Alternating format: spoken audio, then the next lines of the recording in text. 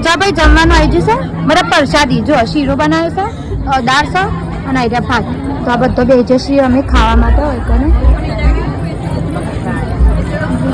પેલા માં ખાવો તો જો ભલે મમ્મા જોડે ખાવા એટલે નેચે બેસી જાઓ ઓળામાં જ બસ ઓળામાં બેસવાનું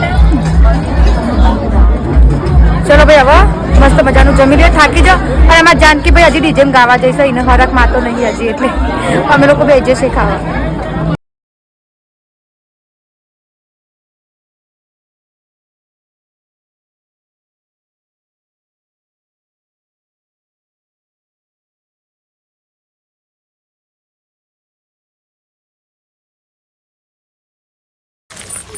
ભાઈ અમે લોકો હવે ઘેર હેડ્યા અને જુઓ મને તો મોરપીંછ મળી ભાઈ જોજો આખો દિવસ કૃષ્ણ કૃષ્ણ કરું મને તો મોરપીંછ મળી જુઓ અને હવે જુઓ ભેંસોનું ભાઈ દેખો ઘાસ ચારો નાખ્યો છે ભેંસોને ગાયોને ખાવા માટે કેટલી સોરી મૂકીએ જુઓ તો ભાઈ ઘેર જઈને સીધી વાત કરશું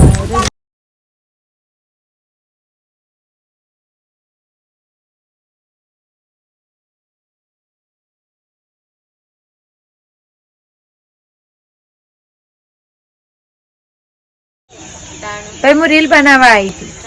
પણ લોકેશન સારું નહીં ભાઈ મતલબ અંધારું થઈ જશે એટલા માટે અને આ જુઓ લોકો ફોન ઉપર ભાઈ વાતો કરે છે હા તે હવે ભાઈ રોધવા બોધવાનું ભાઈ કરશું અને ખાશું પાછું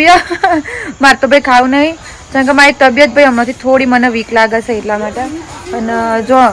અમારા ડુંગરા હવે કાળા થવા આવ્યા છે એનો મતલબ કે ભાઈ અમે થોડી વારમાં ભાઈ અંધારું થઈ જશે તો એટલા માટે જો આ પ્રકાશ સારો આવતો હશે હે ને સમ કે હજી સૂરજ ડૂબશે એટલા માટે સૂરજ હજી આખો નહીં ડૂબ્યો તો થોડું અજવાળું આવે છે સમજ્યા તો ચલો આઈડિયા બ્લોગને આપણે આટલું જ રાખીએ છીએ તમે મને કહેજો કે તમને મારો જે હવનવાળો જે મહાકાળી માતાજીનો જે હવનવાળો વિડીયો છે એ તમને કેવો લાગ્યો અને કેવું લાગ્યું તમને અમારું ગોમ ઓકે અને હા લાઈક કરતા જજો અને કમેન્ટ કરતા જજો